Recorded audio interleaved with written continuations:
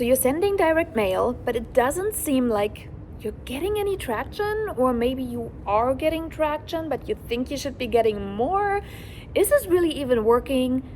I know there's a lot of thoughts running through your head, and I want to talk a little bit about it in this video to talk about direct mail conversion, what's normal, what's not, how do you make it better, and all the things that you've been wondering that are just finally getting answered.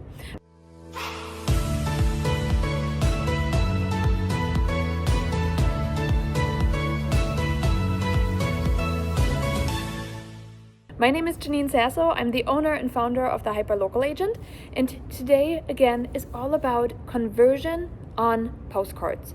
What's normal? Now, if you are looking at direct mail on average, an average response is about 2%, 1 to 2% in most cases. Now, 1 to 2% doesn't sound like a whole lot. You send 100 postcards, you get maybe 1 to 2 responses. Is that right? Well, yes, in most cases. There are a couple things that we can do to make this better. Now, 1 to 2% obviously is measured in different ways, and we're going to talk about what it could be, because it might not just be a phone call. It might not just be a QR code scan. We'll get that in a second out of the way, but when you look at, first up, that initial number, 1 to 2%, I always want to see that we can increase that.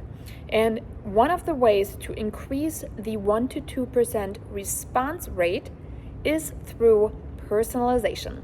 When somebody feels like that piece of mail is really just targeted at them, it's not just generic junk, right? They're going to be immediately thinking, I should check it out more. When you get more people to look at it, you get more people to convert on it, right? Super simple. Now, getting people to look at it, a better conversion, is directly possible with personalization. So personalization could be having somebody's name on there, having somebody's address on there, putting a giant urgent, right? Open up. There's a lot of different ways to get somebody's attention, but just like your social media post, right, needing to be like, oh my gosh, scroll stopping, so does your postcard. Your postcard needs to stand out and stop them in their tracks, okay? So we're going to replace stop the scroll with stop them in their tracks. And personalization, again, seeing your name in something is going to help you do that, or seeing their address where they live, something personal related to them, will help you do that. Now, what is it by the numbers? By the numbers, when you do that, you can see up to a 5% conversion rate. Okay, so now we're going from 1 to 2 people to double that, right? Let's say 4 to 5.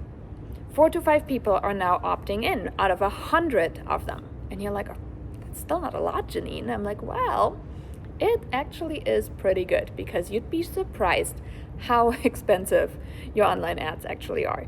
Now, 4 to 5% are actually opting in. Now, the intent when it comes to direct mail opt-ins is a whole lot higher than the intent when it comes to other mediums such as online ads. So intent is a big one. Is the intent there?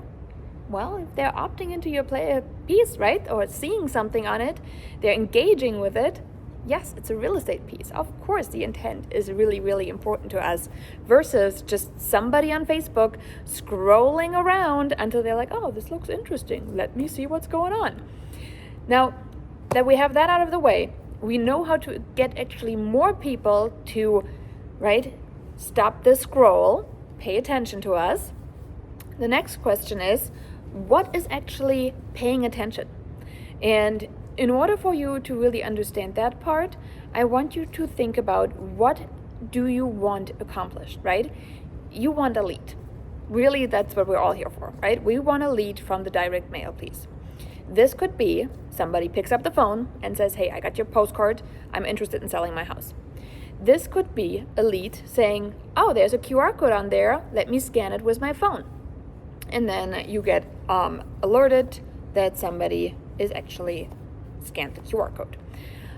It could be that somebody's going to your website, right? And then you see website count going up. these are all indicators of somebody interacting with your piece of mail. So when I have agents ask me, oh, my conversion isn't great, my question is always, what are you looking at?